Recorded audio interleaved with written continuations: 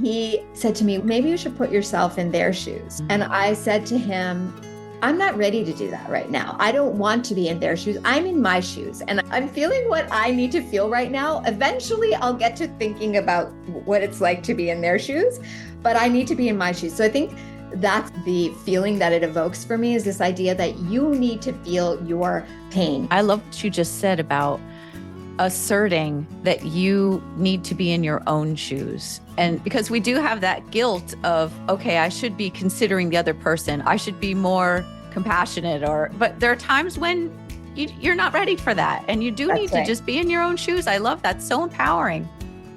What if there was a way to create positive momentum and meaningful habits in your life on autopilot? Well, now there is. YourPositiveMoment.com is a powerful morning tool that comes directly to your phone as a text message to get you moving forward with happiness, fulfillment, and connection from the get-go every day. So many of us instinctively reach for our phones first thing in the morning, and we get tangled up immediately, exposed to negative news, emails from people who need something from us, and things that make us go, here we go again.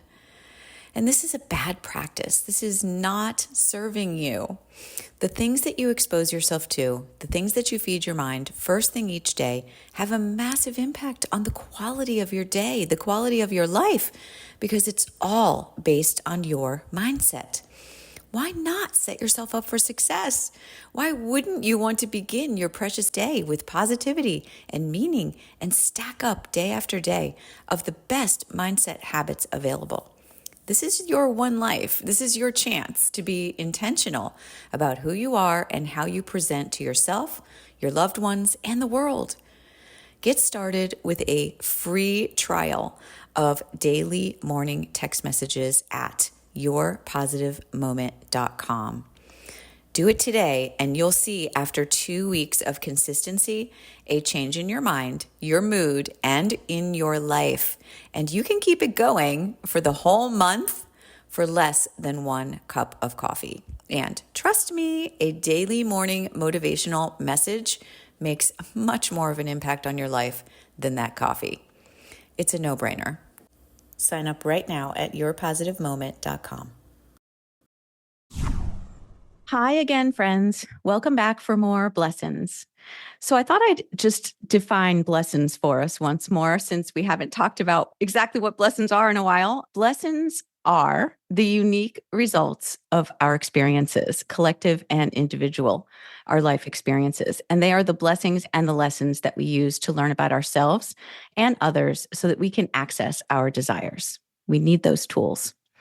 And today's guest will remind you that we see examples all the time about how important it is to acknowledge those lessons and to also acknowledge that life is precious.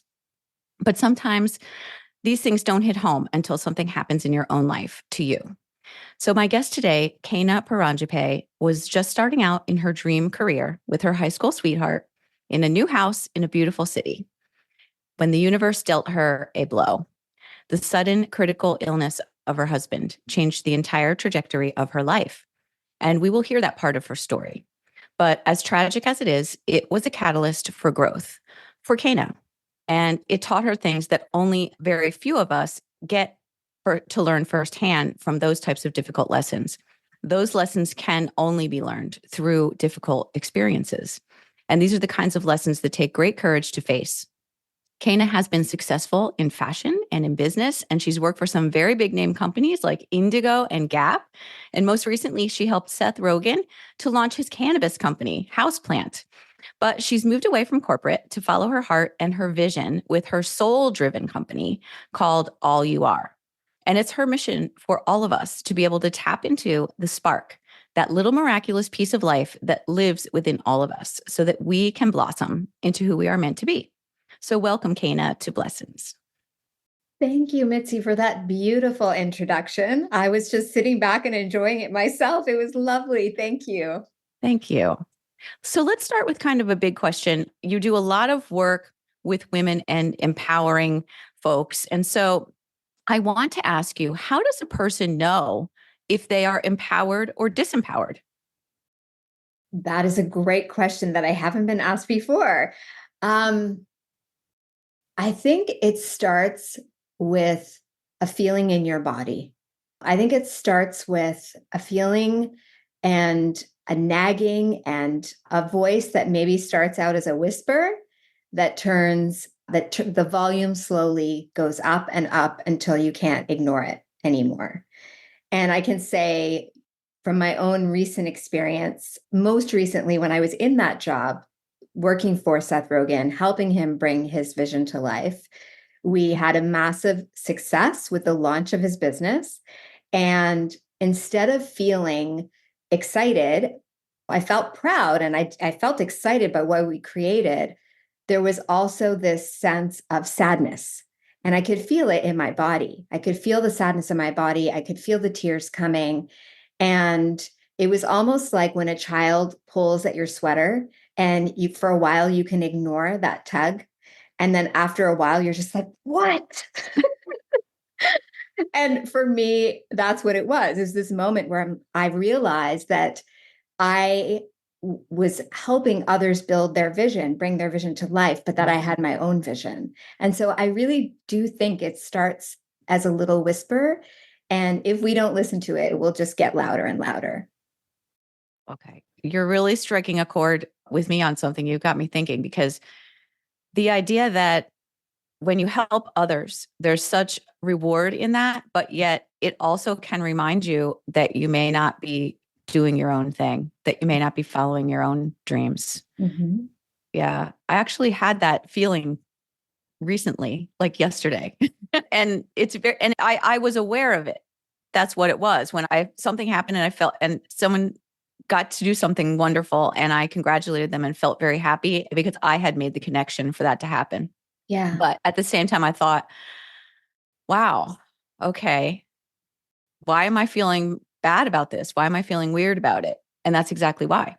Because I think there are things that I'm not doing that I could be doing or that I want to be doing. And so I love that you brought that up. For people to have that awareness is really, I think it's unusual. It's hard to tap into. Yeah. I think it's because also it's a part of how we've been taught and conditioned to follow a certain path. And I always say that your dreams are your soul's voice. That's what I believe. And which is why I resonated so much with how you talk about blessings, and is that your dreams are your soul's voice. And so if we are constantly doing what we think we should do and not what our dreams are calling us to do, then there's going to be this feeling of disconnect. We're going to feel that it may even come out as envy or jealousy at times. And that's really not what it is. It's really pointing us towards something that we are missing, that we desire for ourselves. Yeah, it's always a mirror. And so when you have a feeling of feeling a way that you don't think you should be feeling, like when this happened with my friend, I should have just been happy. I shouldn't have had that accompanying feeling that was a negative feeling. And that was about me. Like I knew that was about me. Mm-hmm. So it's interesting when that happens to us, we tend to push that away because we think, oh, that's not right. I shouldn't be feeling that way. I should be feeling this way. And we do it to ourselves because society has done it to us for so long. So That's true. right. That's right. Yes. It's very interesting you bring that up because I just started a book and it's very good. It's called The Surrender Experiment. I love that book. I've read it twice. I love Oh, Michael I'm A. reading Singer. it. I'm crying. I'm listening to it on audiobook and I'm crying because I'm like, this is what I need to do. Yes, surrender. Oh, I love that book. I love Michael A. Singer. Yes, amazing. It's so good. It's so good. Oh my gosh. All right. I knew we were soul sisters. So Kana is joining us from Canada. She's Canadian, but I do want to ask you a little bit about your childhood and growing up. So where were you born? Were you born in Canada? I was born in Halifax, Nova Scotia on the East Coast. My dad was an oceanographer. My parents both came from India. My mom has a PhD in linguistics, and my dad was a scientist. And we moved to Nova Scotia and then to Newfoundland. So I grew up completely on the East Coast of Canada in pretty small places. Okay. So Nova Scotia is on the coast, right? Yes. Yes. And Newfoundland, isn't that where the reindeer live? I'm There are reindeer in Newfoundland, but I think more so in Labrador. It's further north. But Okay. yes, Newfoundland is also actually the most eastern point in North America is where Newfoundland is. Okay. Very interesting. So it's very cold there. Very cold. Yes. So interesting that you grew up in a family of very highly educated parents. So was Mhm. education something that was really prized in your family? 100%. And I think for me, I have a BSc from McGill. I went to McGill after moving from Newfoundland. I went to McGill. I did my BSc in environmental science and geography. And then I later did my MBA at the University of Toronto. But I think for my parents, they would have liked me to even do a master's in environmental science. I think like education was very deeply prized. Yeah. That's wonderful. I love that you have both the environmental awareness and then also the business thing. So what did you think you were going to do? I think when I did the environmental, it was more a process, how we make these decisions at 18 or 19 years old. It was a Yes. process of elimination. Also, I knew that arts wasn't, I think for me, I leaned towards the arts, but I was told, especially growing up with Indian immigrant parents, that stereotype about wanting your kids to get a degree and a job that will lead to job certainty. That's why they're always pushing for medical school or engineering or something to that effect. And so I knew I didn't want to do those things. But arts just felt completely off limits, even though my mom has a PhD in linguistics, by the way. It felt completely off limits. Business to me felt like, oh, can't I just learn that on the job? And then science was really the best option. So I'd started off in chemistry. And then that first year at McGill, my dad got really sick. So it was September, he was diagnosed with cancer. And by March, so 6 months later, he passed away. Oh, And I think at that point, I just started to listen to that inner voice. It was the beginning of it for me. And I was like, do I really want to do chemistry? And I had definitely an interest in environmental science. My dad was an oceanographer. So I decided to switch majors. And that's what I ended up doing. okay. Maybe it Wow. made me feel a little bit closer to him in a way. Oh, I'm sure. Yeah, I'm sorry that you lost him at such a young age. Mm, yeah. It's a It's tough. funny because of the story that was almost wilder, I would say, and that happened later in life. That part of my story often gets swept under the rug because it's not as dramatic. But yeah, I did lose him when I was just 20. Wow. Did you get closer to your mom when that happened? Yeah. So, yes and no, in a way, because my mom had her own way of dealing with grief. Mhm. And so, in some ways, I felt like I needed to step in. I feel like I was the most, I have a sibling, but I feel like I was the most like my dad. I was also the older daughter. And so I felt a bit of a responsibility to step in and make sure everyone was okay. So I took on a bit of Mm. that role. But I have to say, now that it's been years later, my mom really stepped into this role where she took over and made sure that we didn't have to worry about anything. And I know so many stories. I have friends who've gone through similar experiences where their mom didn't know how to handle things and fell apart a little bit. And that wasn't at all the case with my mom. She took over all the finances, she figured it out, she paid for our university. We didn't have to worry about that. And I'm so grateful to her for that. Yeah, that's a blessing. Mhm. All right. So when you just go back a little bit further, I'm really curious about people in their childhood and the things that are important to them. So I was wondering if you could think about maybe an object that pops into your mind when you picture your childhood room or your childhood home. Is there an object that you still connect to as an adult that was of significance to you? You know what? It's funny. I can't think of a specific object, but I will say that it's always been books. That's what stands out to me. It's always been books. Like, even as a child, I loved reading. I loved just diving into another world. I loved writing and writing my own stories and imagining. So, the objects that come to mind are books and like notebooks and pens and pencils and things like that. That's what jumps out to me. That's funny. I also had a connection to writing, reading, and stationery. I still have a stationery addiction. Oh, I love that. Oh, I actually also love stationery, but then I find I don't use it. And so then it just sits there and I'm like, oh, I got to use that beautiful stationery. Or just notepads, very cute notepads. Yes. My favorites are Alexa Pulitzer. She makes these beautiful notepads that have these really cute little pictures on them. They're very cute. Okay, I'm gonna have to look that up. You have to look that up. Look for Alexa Pulitzer. Yeah. Not a sponsor, but you can if you like. Yeah. But it's so interesting you bring that up. When I was a little girl, we had a special store in town, and it was a stationery store, Steinhauer Stationery. And they had all of these wooden bins. The entire store was just a long, narrow store lined with these bins. And in the bins were pencils and pens and markers and all the individual colors and those China markers that you pull the curly thing off, that those kinds of. Oh, yes, yes. Has like a little curl tab, and they came in red and black. And if you were lucky, yellow. Or that is what I remember when I think of my childhood and stationery. So I love that when we tell stories, we can spark these memories in each other. So if you're listening, think about that. What does it spark in you when you hear us talking about these stories? Such an interesting thing. Yeah. So was writing and reading also important to you as a teenager? Yes, all through. It's funny because I think all through high school it was, although maybe it took on a lesser role, but I always wrote in a journal or a diary, as I would call it then. And then I think going into university, I lost connection to it. And it wasn't until much later, and I'm sure we'll get to that so I can tell you more about when it came back for me in a big way. But I think now when I actually look at it, it was probably 10 years before I started to come back to it. Reading stayed, of course, but the writing and expressing part, it was on pause for almost 10 years. Wow. Now I know that you met your husband in high school. So can you tell us a little bit about that story? How did you meet? How old were you?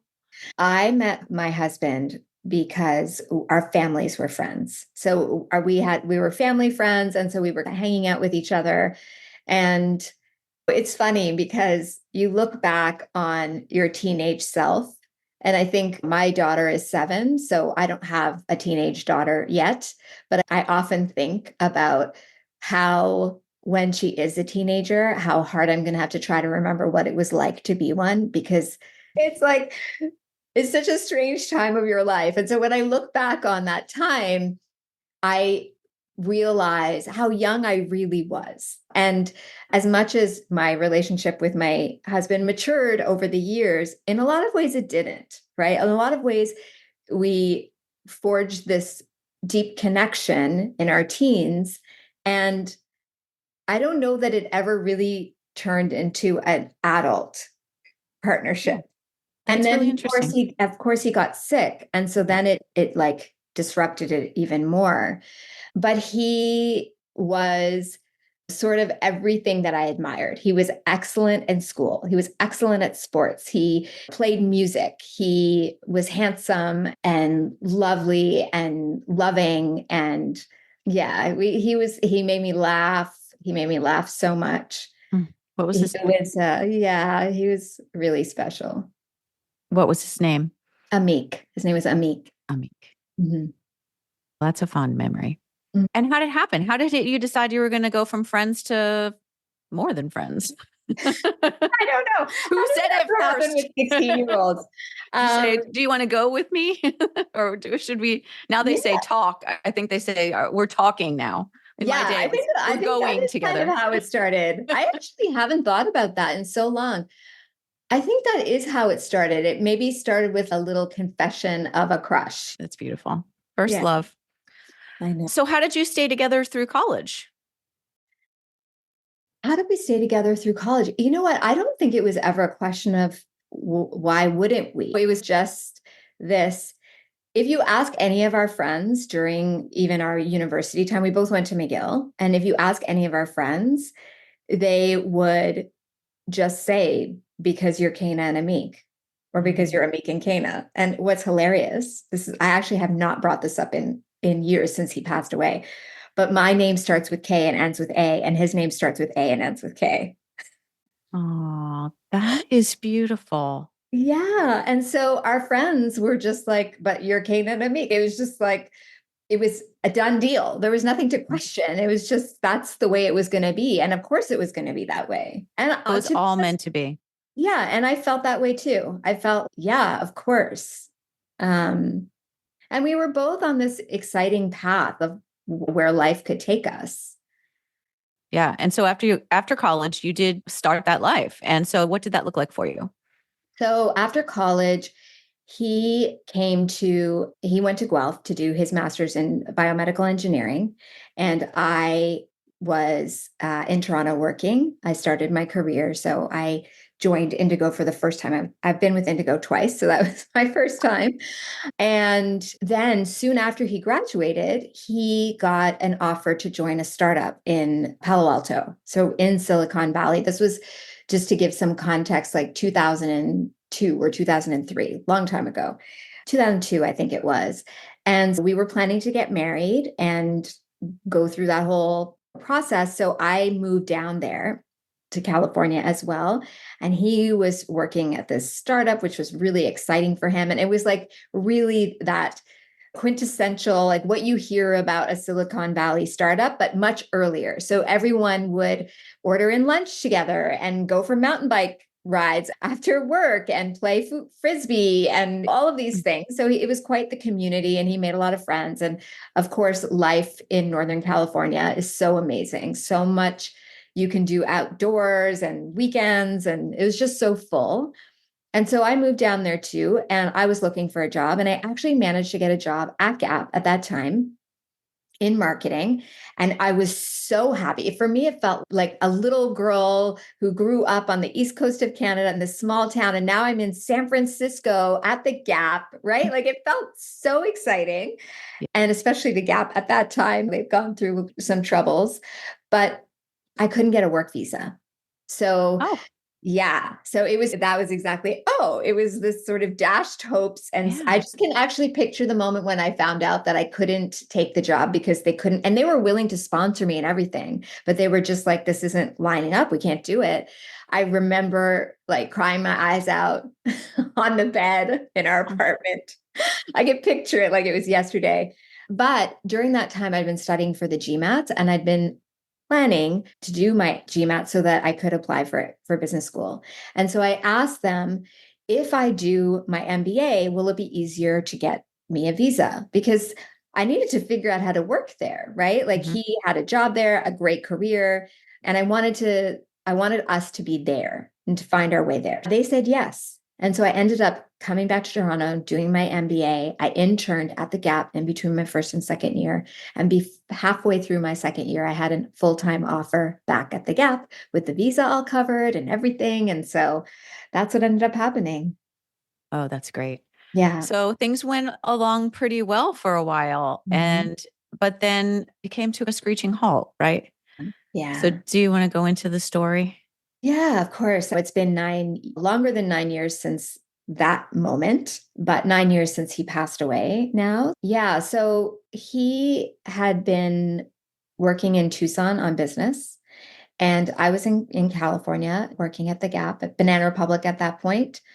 And I got a call and he said, I've had this horrible cough and I'm in the ICU at the hospital and the doctor wants to talk to you. And so I got on the phone with the doctor and they were like, his lungs are completely clouded over. He had pneumonia and we need to intubate him, but he wants you to be here. So can you come right away?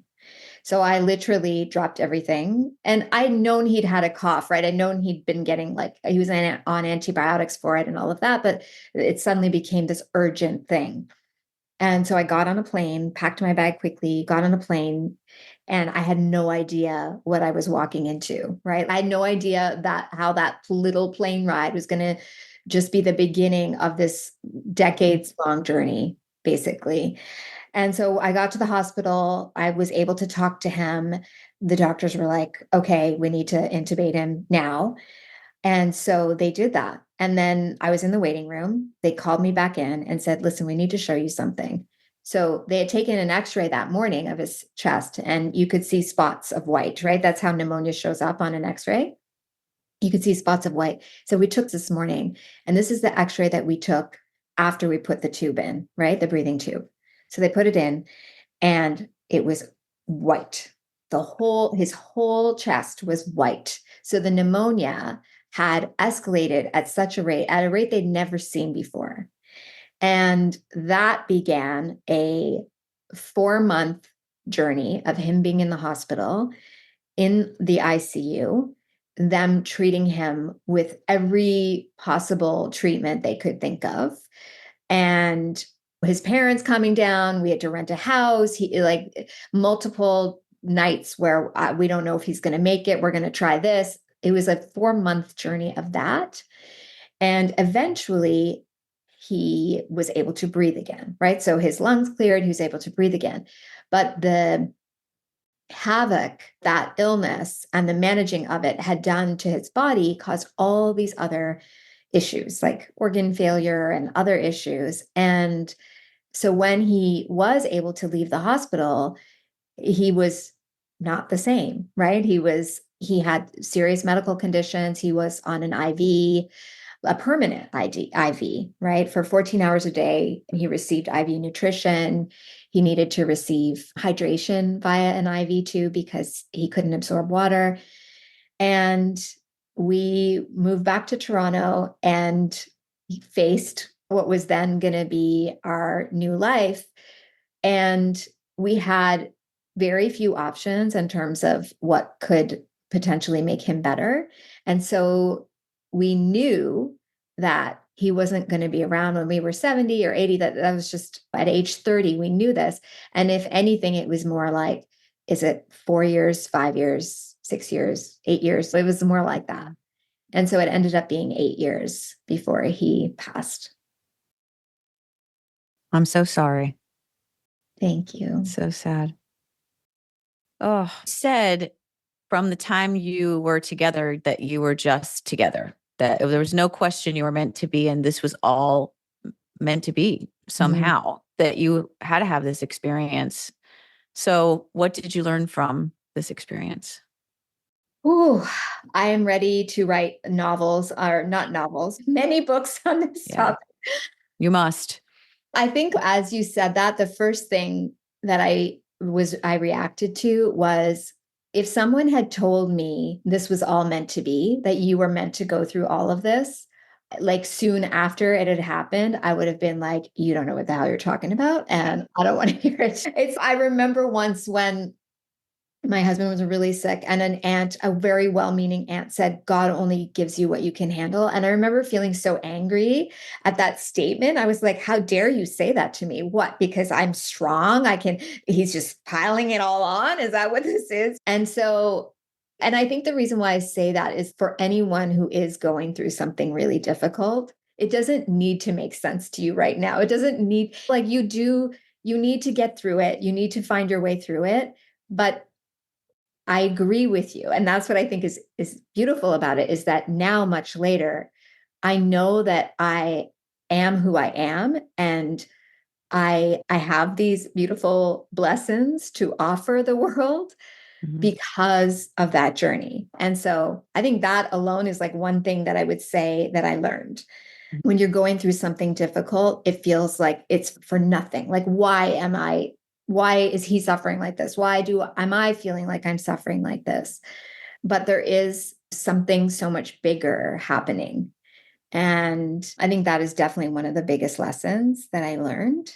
The idea that you learned that there was learning that takes place is really profound. That's very profound. And by the way, I was cringing as I was even asking, because I know that's a sensitive question for people who have experienced loss. And I've lost my mom. And I remember people asking things or saying things that I didn't think were appropriate at the time. But you do change. It evolves. Your grief evolves, and you're able to approach it with less emotion and more maturity as you go through it, right? But so what are some of the things that people should not say to people recently experiencing a loss? I think recently experiencing a loss, saying things like, God only gives you what you can Yep. handle. Yeah. Or it's I like read it was meant to be, or things like that. Yeah. Or Yeah. there's some grand plan or Yes. something. It's like when you're in your pain, you don't want to, you know what? It makes me actually think recently I had this disappointment and my partner, who's wonderful, I have a new partner in my life and he's wonderful. And he said to me, maybe you should put yourself in their shoes. And I said to him, I'm not ready to do that right now. I don't want to be in their shoes. I'm in my shoes and I'm feeling what I need to feel right now. Eventually, I'll get to thinking about what it's like to be in their shoes, but I need to be in my shoes. So I think that's the feeling that it evokes for me, is this idea that you need to feel your pain. Maybe the most helpful thing is, I'm trying to think because obviously everybody's different, but I think you're going to be okay. Something as simple as that, like you're going to be okay. I think that was something I could have received. And I think I did receive that from some people. I'm going to be okay. It's not offering up how, it's not offering up when, it's just this reassurance that you're going to be okay. Mm-hmm. You know? Yeah, that's beautiful. And I love what you just said about asserting that you need to be in your own shoes. And because we do have that guilt of, okay, I should be considering the other person. I should be more compassionate, but there are times when you're not ready for that. And you do need That's to right. just be in your own shoes. I love that. So empowering. Yeah, exactly. And I think we, especially women, because we want to take care of everybody, we want to make sure everybody else is okay. But what about us? What about if we're not okay? Then how are we able to take care of everyone else? Absolutely. Yeah. Yes, absolutely. All right. So, do you think that you would have found your life's purpose or the spiritual calling that you've been feeling if you had not experienced the passing of your husband? I don't know for sure, but I will say that the depth of what I experienced, the absolute, I can't even think of a word to describe it, but the profound depth of what I experienced shifted me in a way that would never have been possible from a book or a podcast it was like navigating that as a human and a woman, navigating that experience. It was, it just forced me truly in a way that nothing else could have, to dig deep, know myself, ask bigger questions, ask deeper questions, not give up, really focus on how do I not just get through this, but how do I accept this experience for what it is and journey through it, Hmm. if that makes sense.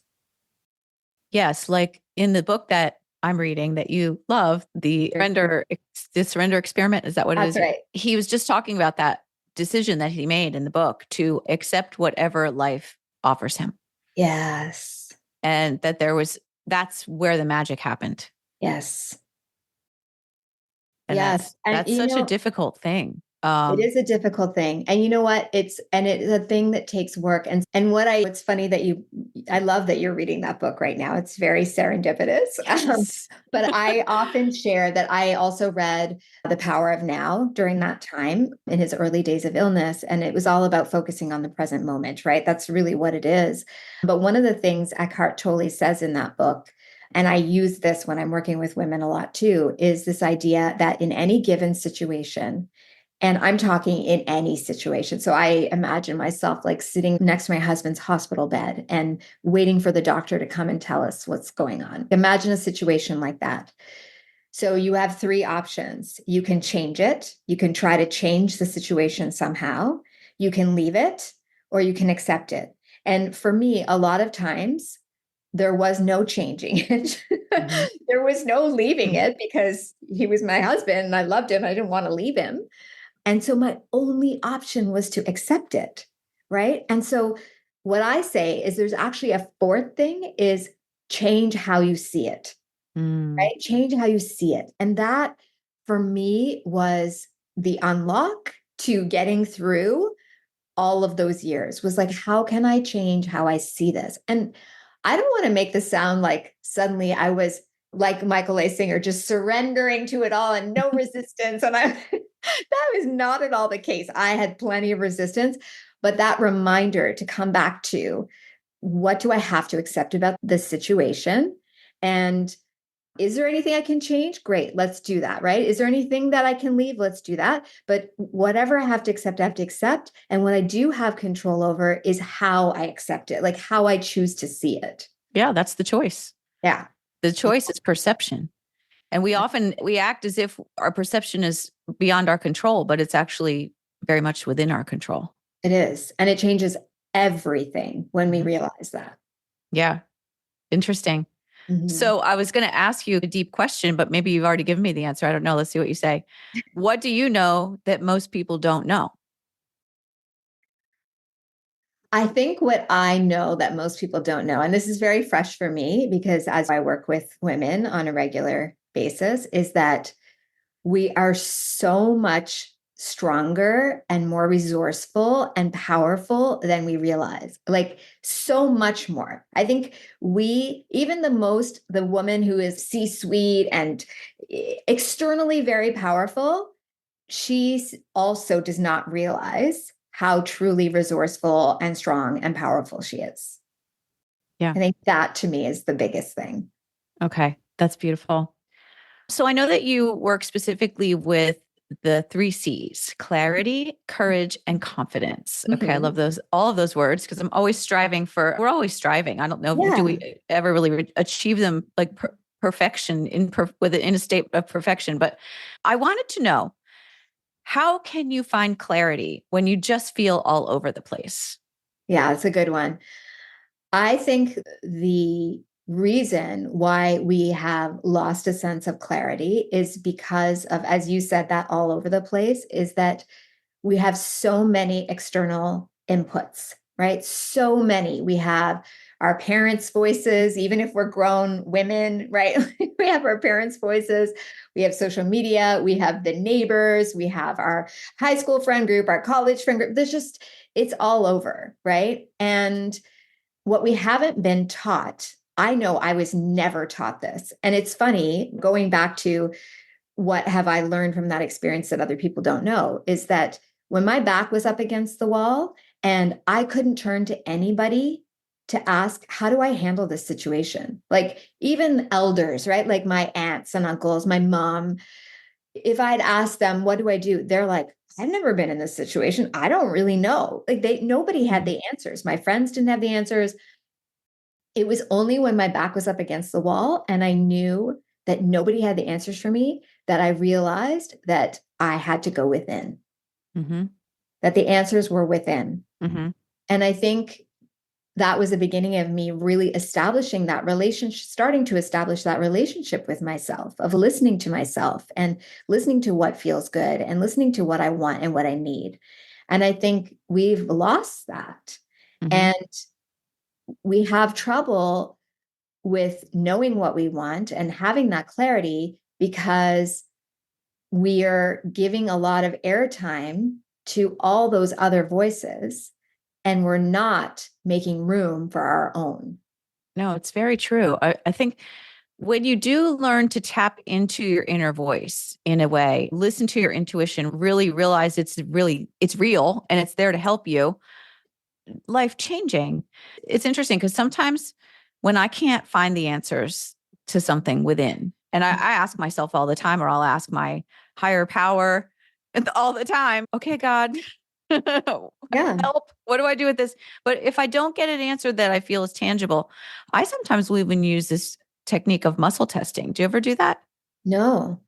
It's I've heard it though, Mitzi. As soon as you said it, I was like, I do know what you're talking about. I've never used it though. That's so interesting. Tell me. The way I do it, I learned about it for health purposes. I was actually seeing a functional medicine doctor who used it to find out which foods you should eat and which you should avoid during your healing process. Interesting. And so you have to buy into that, but it's basically your body knows best for it. But you can also use it to tap into your inner voice. So I will they do it when you're doing it with another person, you would hold your arm out and someone would try to put your arm down.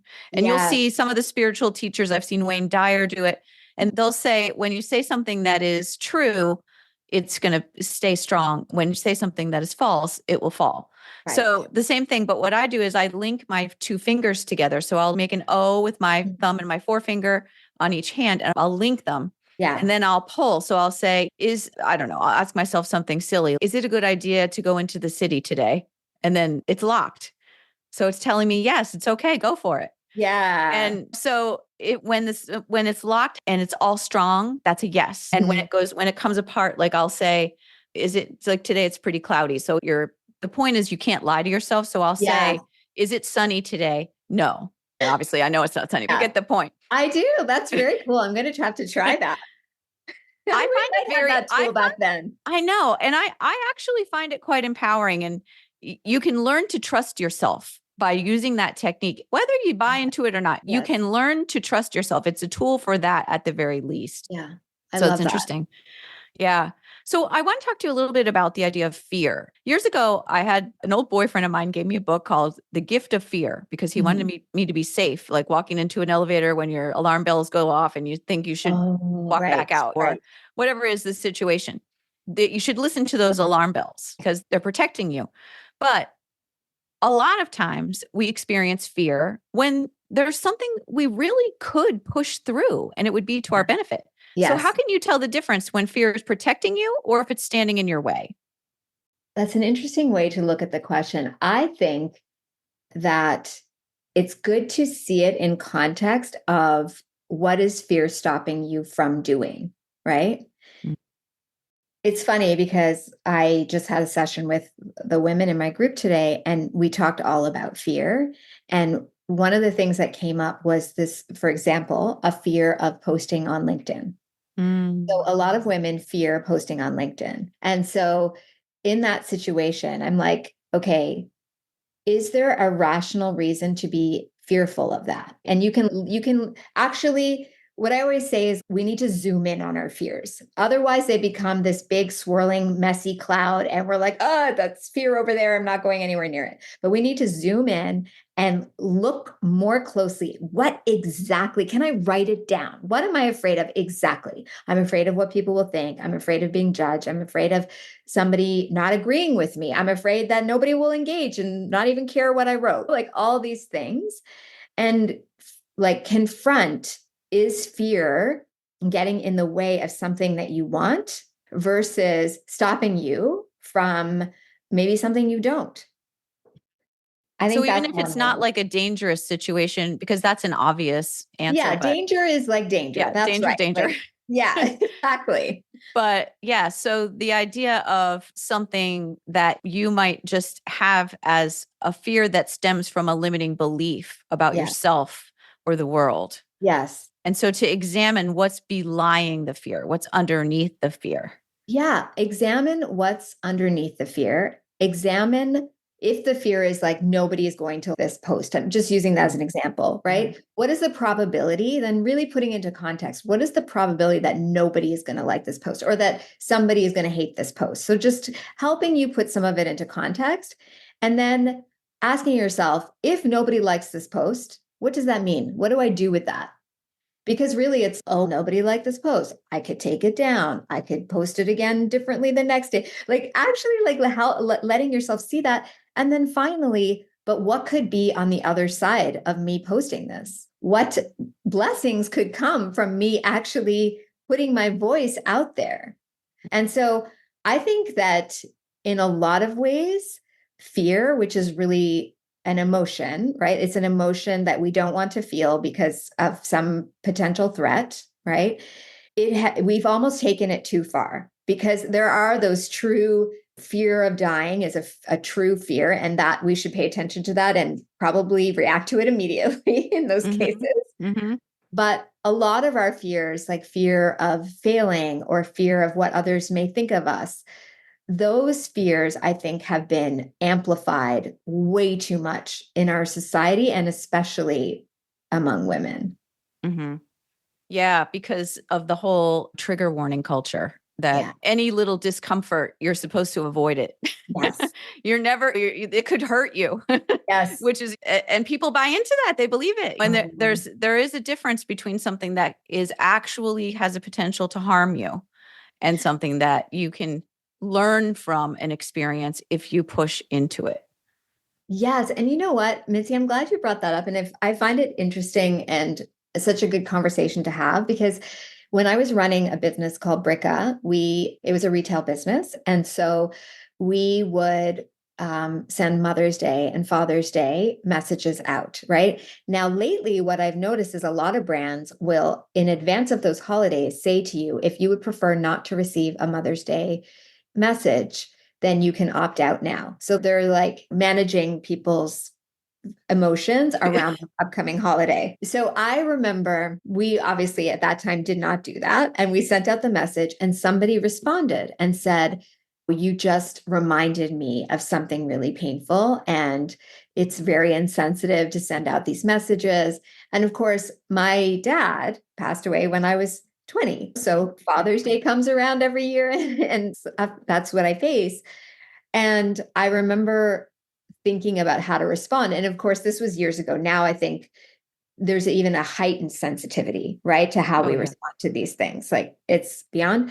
But I chose, it was, business I co-founded. So it was my business. I chose to respond with empathy, but also with a little bit of, I know I couldn't get away with this now. A teaching moment.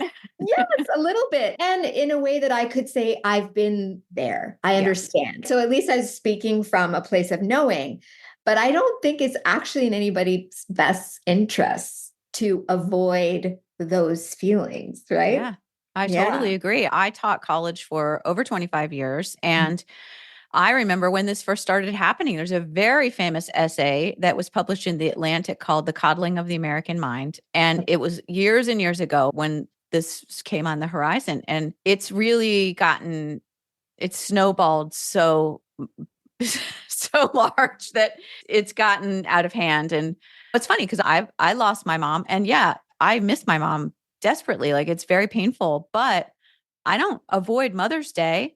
I will leave her flowers on her Yes. grave, or I will think of a beautiful thing that we did together, or I will put a picture of her up with a tribute, and I will celebrate other I'm a mother too. And Mother's Day doesn't just mean someone's attacking you personally. I know, that's right. It's a beautiful holiday, but it is interesting how some people cannot get past their pain in that way. And it is very compassionate to see it that way. But yeah, where's the line between compassion and coddling? That's right. That's right. Blurred. Yeah. And what is like, and for someone who's going through something like that or experiencing like that, what's in their best interest? Is it in their best interest to be coddled? I actually don't think it is. Yeah. Yeah, I agree. I agree with you totally. So you said that fear can stop people from accepting what is true. What did you mean by that? I think I meant it in context of, we were talking about like dreams being your soul's voice, right? And so I think that there's nothing more true than that. And so fear often comes up to protect us, as we know, it protects us from danger and of feeling unsafe. But that whole thing, this whole idea of feeling unsafe, what does that mean? What does it mean to feel unsafe? And rather than avoiding things that make us feel unsafe, how can we learn to do those things and give ourselves that feeling of safety, right? Like how can we do that slowly? Because I think that otherwise fear can stop us from a whole life that is meant for us. So if opportunities continue to come up for you, there's a reason why they're coming up. That's right. And maybe they'll keep coming back to help you to overcome your fear about something. That's right. And I often say, imagine if you were to spend your life avoiding every fear, avoiding every single fear that comes up. I don't want to speak up. I don't want to go to that event. I don't want to talk to that person, even though I think that they're cool and I feel like talking to them, whatever it is, all these little ways that fear shows up. If you just continue down a life path where you let fear in the driver's seat taking you along the way, where does that lead you versus a path where you face fear, make friends with fear, understand fear, and then work your way through it? What does that life look like?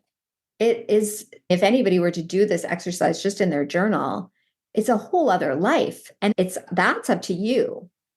Yeah, it is. It's totally up to you. I heard a quote. I cannot remember who said it, but it was along the lines of, you'd rather be the person who builds the ark than the one who needs a ride when the floods come. Yeah, totally. Yeah, fear is an interesting little passenger in our cars a lot of the time, isn't it? Interesting. All right. I love that. My goodness. I feel like we could talk forever, but let me just ask you to let us know how people can find you and what you're up to these days. And then I'm going to ask you about your blessings and your lessons. Yes, So absolutely. tell us where you are. How do we get Yeah, in touch? so my company, as you mentioned, Mitzi, is called All You Are, and you can find me at allyouare.ca. I'm also on Instagram, Kena, Kena _ all you are. And I'm on LinkedIn as well with my full name. Um, I have a podcast as well called Be All You Are.